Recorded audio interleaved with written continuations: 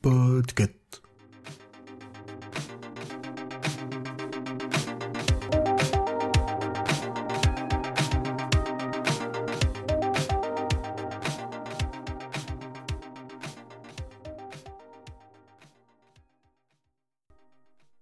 Ils surgissent du ciel, enveloppés de capes flottantes ou se glissent dans l'ombre masqués et mystérieux. Depuis toujours, les super-héros peuplent nos imaginaires. Qu'ils viennent de comics, de films ou de séries, ils incarnent des idéaux de justice, de courage et de sacrifice. Mais derrière ces légendes modernes, imaginez. Et si ces êtres, dotés d'un pouvoir sans égal, n'étaient pas aussi vertueux qu'on l'imagine ? À partir de quel moment un sauveur devient-il une menace ? Finalement, un super-héros est-il vraiment un modèle ou juste quelqu'un qu'on espère avoir du bon côté ? Depuis quand est-ce que l'espérance et la naïveté sont mises au même niveau ? Et pourquoi se lancer dans ce business si c'est pas pour sauver le monde ? C'est ce que j'ai toujours voulu faire et je le ferai. Salut, je suis Lisa et aujourd'hui, je suis avec mon galant pour vous parler de la série The Boys, créée par Eric Kripke et disponible sur Prime Video.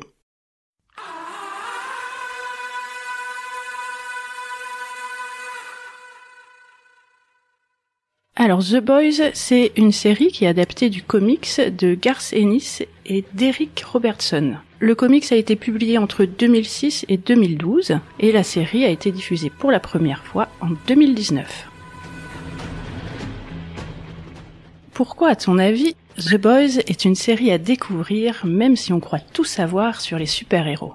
Alors en fait, c'est assez simple parce que les héros qui sont présents dans The Boys reprennent des héros qu'on connaît tous, comme Superman, l'Homme Invisible, Wonder Woman.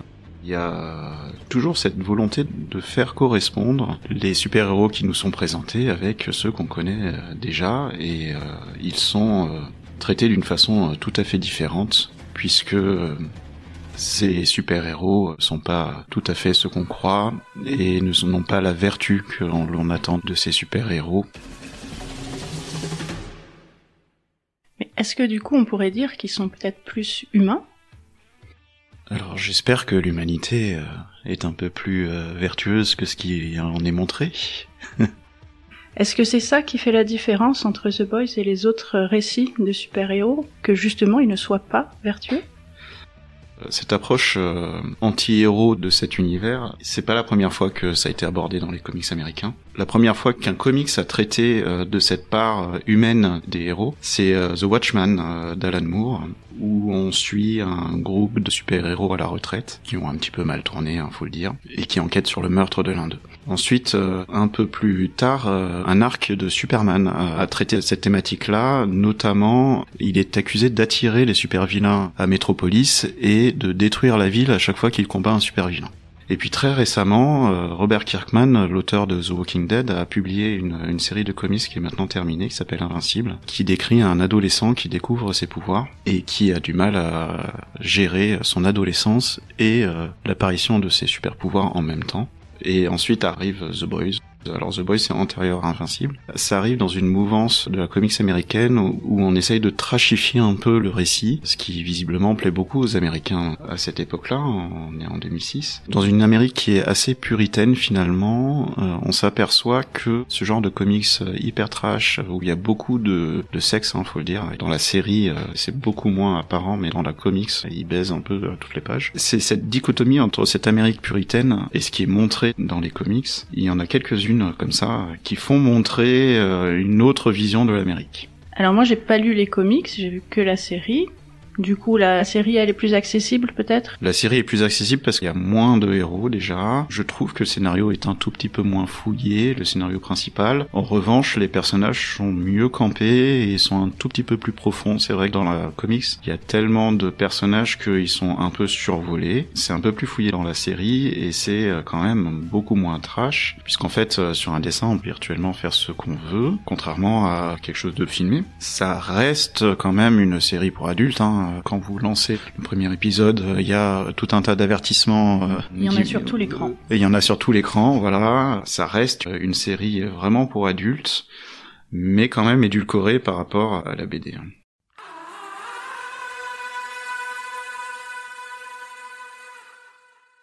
Alors les personnages justement, pour les super on peut parler du Protecteur qui se rapprocherait de Superman. Oui. Il y a Queen Maeve qui se rapprocherait de Wonder Woman. C'est ça. On a parlé de l'homme poisson qui serait Aquaman. Qui serait Aquaman et qui s'appelle autrement dans la série qui s'appelle Profond. Et je trouve que c'est nettement mieux. Oui, effectivement. Évidemment, on a Starlight. Qui se rapprocherait de Captain Marvel. En fait, Captain Marvel, c'est aussi une jeune fille blonde, voilà, tout pareil, qui balance de l'énergie comme Starlight, qui est d'ailleurs traduit par Stella en français. Je suis pas sûr que le traducteur ait lu les comics, et du coup, la traduction des noms de héros correspond moins à ce qui est fait dans la traduction de la comics, et moi ça m'a un petit peu gêné. Alors après, il y a les personnages qui n'ont pas de pouvoir. Donc il y a Yugi et Billy Butcher. Alors ces deux-là, pour moi, ils travaillent ensemble en fait. Il y a un versant blanc et un versant noir. Oui. Peut-être on peut pitcher un peu le principe de l'histoire. Il s'agit d'un groupe d'humains normaux, qui est composé donc de Butcher, Yugi et d'autres personnages, comme le français, qui décident de rendre justice en chassant les super-héros qui dysfonctionnent. Et comme ils dysfonctionnent à peu près tous, finalement, ils s'engagent dans une croisade et ils arrivent, pour certains d'entre eux, à les tuer. Voilà, c'est ça le pitch principal. Ils sont tous comme ça ? Tous, même le Protecteur ? Le Protecteur est une exception. Il fume pas, il boit pas. C'est un vrai saint. Mais les autres, ah oui, c'est qu'une bande de sales fils de pute.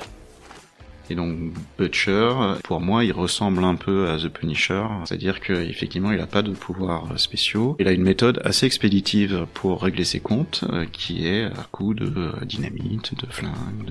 Alors que Yugi, il a évidemment le même but, mais lui, il est un peu plus candide, à l'instar d'un Spider-Man, par exemple, sauf qu'il a pas de pouvoir. Il va essayer de tempérer un peu Butcher sur sa violence. Il y arrive pas tout le temps. Et non. Vous avez pas une tête d'immigré ? Ah non ? J'ai une tête de quoi alors ? On dirait que vous avez joué dans la version porno de Matrix. Ah ça je veux bien, si c'est en noir et blanc. Alors il y a quand même une grosse critique du monde moderne. Sur la série, on voit beaucoup de critiques du capitalisme, du système de réseaux sociaux. Comics étant écrit avant. Est-ce qu'il y a ces mêmes critiques ? Il y a moins cette histoire de merchandising, de films, voilà. Je pense que la série, elle critique beaucoup le MCU, le Marvel Comics Universe, qui produisent donc les films. De sorte que, en fait, dans la série télé, les héros présentés ne sauvent jamais personne. Quasiment. Ils sont plus préoccupés par tourner les films, tourner les pubs, gagner de l'argent, le merchandising, etc. Dans les comics, c'est un peu moins le cas. Par contre, la déviance de ces super-héros, elle est vraiment axée sur la prise de drogue, la prise d'alcool, le sexe. Voilà, ils sont pervertis plutôt par ce côté-là des comportements. C'est la moralité, vraiment. Voilà, c'est la moralité qui est en jeu.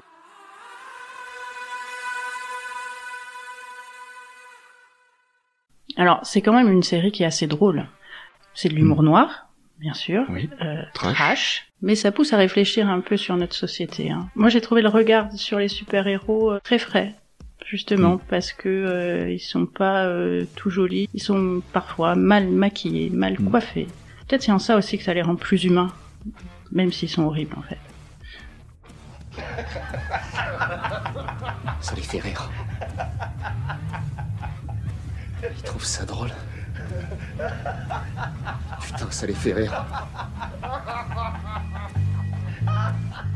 Je pense qu'il y a aussi une espèce de parodie des costumes des années 50 qui étaient hyper flash. Alors c'est encore plus vrai dans le comics parce que ils ont vraiment des tenues à la con. Dans la série télé, ils ont essayé de moderniser un peu ça, mais on voit quand même cette référence aux comics des années 50. Les costumes sont très beaux dans leur facture, ils sont très bien faits, mais ils ont un petit goût désuet que moi je trouve délicieux personnellement. Une petite caricature Mais bien faite, quoi, on voit pas les coutures. Je pense que le sel d'aussi bien la série que des comics, en fait, ça s'adresse, si on connaît pas du tout les super-héros, les comics, etc., on trouvera ça quand même bien, et on trouvera ça intéressant pour l'histoire qu'elle raconte. En revanche, quand on connaît bien les comics, il y a tellement d'easter eggs, de fluff, de références. Moi, ça m'a donné envie de relire certaines comics. Par exemple, il y a un personnage dans la bande dessinée qui ressemble à Batman, voilà, qui s'appelle le Tech Paladin, et qui a un sidekick qui ressemble furieusement à Robin. Et ça m'a donné envie de relire les Batman avec ce regard-là. Parce que le côté sombre de Batman est à peine effleuré dans les films et dans la série des Batman, mais il existe en fait ce côté sombre. Et moi j'aime bien ces héros qui sont pas manichéens, quoi, qui sont. Ouais. Et Batman en fait partie. Et c'était sans doute un des premiers anti-héros qui est apparu avant tous les autres. Le fait que ce soit un homme d'âge assez mûr qui prend un jeune homme en charge, ça fait poser inévitablement des questions. Le personnage de Tech Paladin dans The Boys appuie là-dessus. C'est ça qui est super avec The Boys, c'est que en fait ils prennent chaque super-héros qui existe vraiment, ils prennent toutes les polémiques qu'il y a pu y avoir autour de ces super-héros à l'époque pour les raconter, les magnifier, quoi. C'est une espèce d'exorcisme en fait des super-héros.